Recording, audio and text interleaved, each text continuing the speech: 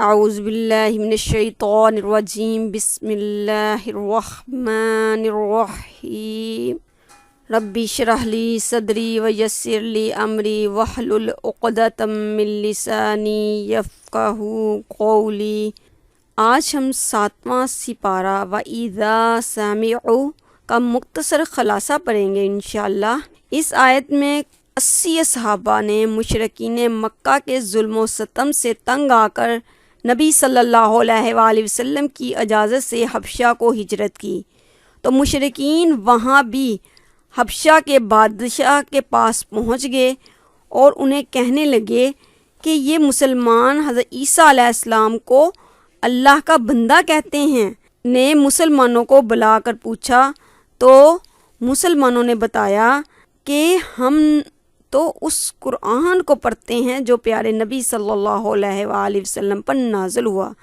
حضرت جعفر نے سورۃ مریم کی آیت تلاوت کی۔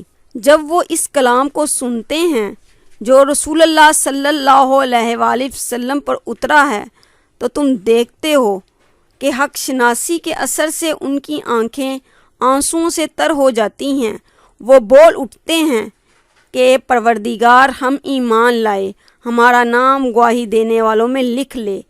اور وہ کہتے ہیں کہ آخر کیوں نہ ہم اللہ پر ایمان لائے اور جو حق ہمارے پاس آیا ہے اسے کیوں نہ مان لیں۔ سورۃ الانعام، انعام کا مطلب ہے مویشیوں، یا اس صورت میں مویشیوں کی حرمت کے بارے میں بتایا گیا ہے۔ اور یہ سورت جو ہے سورۃ الانعام بہت مبارک اور بلند پایا کی سورت ہے۔ طبرانی میں حضرت ابن عباس رضی اللہ تعالیٰ عنہ کی روایت ہے کہ سورۃ الانعام مکہ میں نازل ہوئی۔ اس کے ارد گرد 70,000 فرشتے تھے اور وہ تسبیح بیان کر رہے تھے۔ ایک اور روایت میں آتا ہے کہ رسول اللہ صلی اللہ علیہ وآلہ وسلم نے فرمایا، جب سورۃ الانعام نازل ہوئی تو اس کے ساتھ 70,000 فرشتوں کا جلوس تھا، جس نے مشرق اور مغرب کے درمیان پوری جگہ کو بھرا ہوا تھا۔ وہ تسبیح کے ساتھ گنگنا رہے تھے اور ان کی وجہ سے زمین کانپ رہی تھی۔ رسول اللہ صلی اللہ علیہ وآلہ وسلم تسبیح پڑھتے جاتے تھے، سبحان اللہ العظیم، سبحان اللہ العظیم۔ مضامین سورت مکی دور کے ان حالات میں نازل ہوئی جب کفار کا انکار اور نبی صلی اللہ علیہ وآلہ وسلم اور صحابہ کرام کو ایذائیں اپنے عروج پر تھیں۔ اب تک کے مدنی صورتوں میں ہم نے زیادہ تر بنی اسرائیل کا ذکر پڑھا اور اس کے ساتھ ساتھ اسلامی معاشرے کی تشکیل کے لیے عملی احکامات دیکھے، جبکہ مکی صورتیں زیادہ تر نظریے سے بحث کرتی ہیں۔ یہ صورت بھی اسلامی نظریہ حیات سے بحث کرتی ہے۔ اس کا موضوع اللہ کی الوہیت اور بندے کی بندگی ہے۔ اس میں بندوں کے سامنے اللہ تعالیٰ کا تعارف پیش کیا گیا ہے، کائنات کی اصلیت پر بات کی گئی ہے، انسان کون ہے، کہاں سے آئے ہیں، انہیں کس نے پیدا کیا، رزق کون فراہم کر رہا ہے، ان کے معاملات کی تدبیر کون کر رہا ہے، دلوں کو بدلنے والا کون ہے، رات اور دن کو کون لاتا ہے، ان ساری چیزوں کی تخلیق کا مقصد کیا ہے۔ براہ راست توحید سے آغاز، زمین اور آسمان کا خالق یعنی پوری کائنات کا خالق، انسان کا خالق، کائنات اور انسان کے لیے زندگی کی مدت مہلت مقرر کرنے والا، پھر لازماً اسی کی طرف پلٹنا ہے، اور یہ کہ وہ انسان کے کھلے چھپے تمام اعمال سے واقف ہے۔ پوری کائنات چاروں ناچار اسی کی بندگی کر رہی ہے۔ انسان جسم پر بھی اس کی حکومت ہے، ہمارا دل اس کی مرضی سے دھڑکتا ہے اور سانس کی ڈوری بھی اس کے ہاتھ میں ہے۔ تھوڑی سی آزادی ہے جو ہمیں اپنے اعضاء کی حاصل ہے، جن کا استعمال ہم اپنی مرضی سے کرتے ہیں۔ قرآن عبادات بھی یہی احساس پیدا کرتی ہیں کہ ہم واچ لسٹ پر ہیں، مسلسل زیر نگرانی، کہ اللہ ہمیں دیکھ رہا ہے ہر وقت۔ ابو درداء سے روایت ہے کہ صلی اللہ علیہ وسلم نے فرمایا، اگر تو کاٹ بھی دیا جائے یا جلا دیا جائے، اللہ کے ساتھ کسی کو شریک نہ ٹھہرانا۔ آیت نمبر 4 میں کفار کے دعوت حق سے انکار کا ذکر ہے، اور اس کے مقابلے میں سابقہ اقوام کی مثالیں سامنے رکھ کر آخرت کے دلائل پیش کیے گئے ہیں۔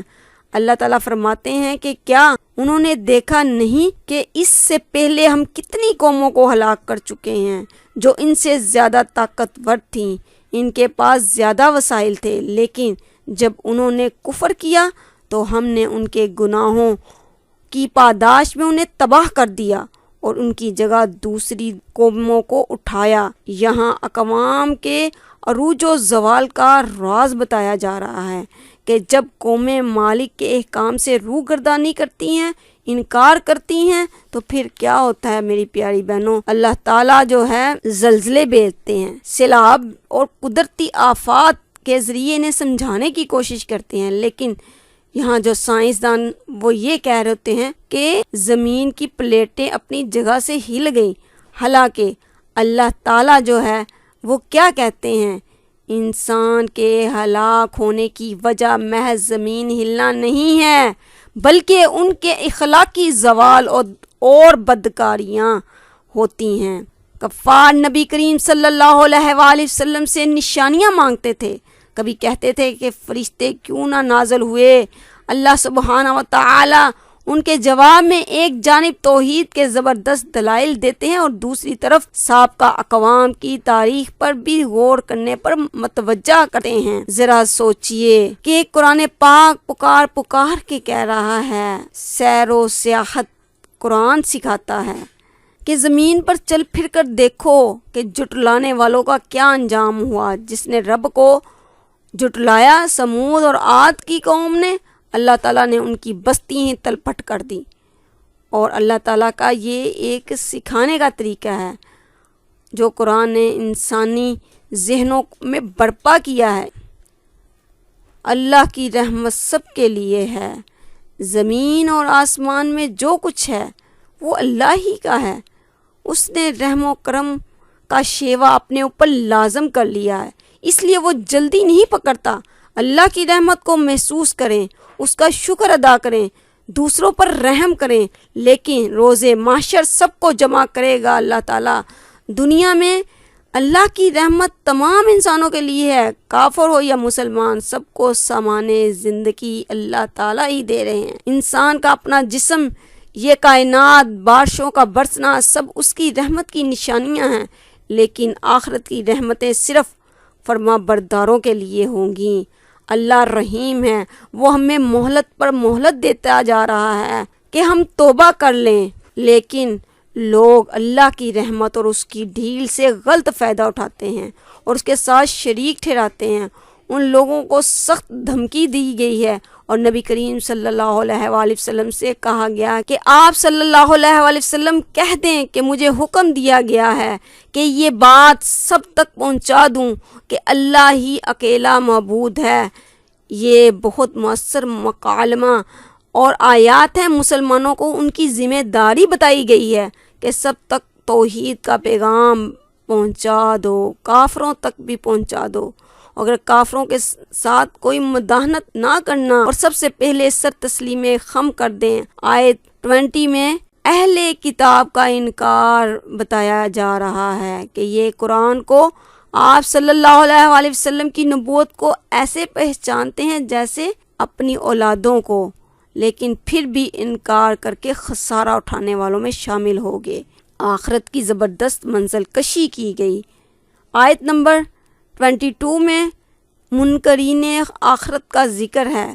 اللہ اور انکار کرنے والوں کے درمیان مکالمہ جو ہے وہ نقل کیا گیا ہے، جس روز ہم ان سب کو اکٹھا کریں گے اور مشرکوں سے پوچھیں گے کہ اب وہ تمہارے ٹھہرائے ہوئے شریک کہاں ہیں جن کو تم اپنے رب کے علاوہ پکارتے تھے، اور وہ جھوٹا جواب دیں گے۔ وہاں پر بھی دیکھیں اور کہیں گے اے ہمارے آقا تیری قسم ہرگز ہم مشرک نہ تھے۔ یہاں جو ہے تصویر کے دو رخ دکھائے گئے ہیں، دنیا میں انات اور سرکشی ہے، آخرت میں حسرتیں اور ندامتیں ہوں گی، کیونکہ وہاں کوئی مددگار ان کے لیے نہیں ہوگا۔ ضرورت ہے کہ ہم شرک کے معنی سمجھ لیں۔ شرک صرف غیر غیر اللہ کو سجدہ کرنا یا اس سے دعا مانگنے کا نام نہیں ہے۔ اللہ حقیقی بادشاہ ہے، اس بادشاہ کا حق ہے کہ وہ حلال اور حرام کے ضابطے طے کر دے، اس کے قوانین دنیا میں جاری اور ساری ہو۔ یہ سب حقوق جب ہم کسی اور کو دے دیتے ہیں تو گویا اللہ کے ساتھ شریک بنا لیتے ہیں۔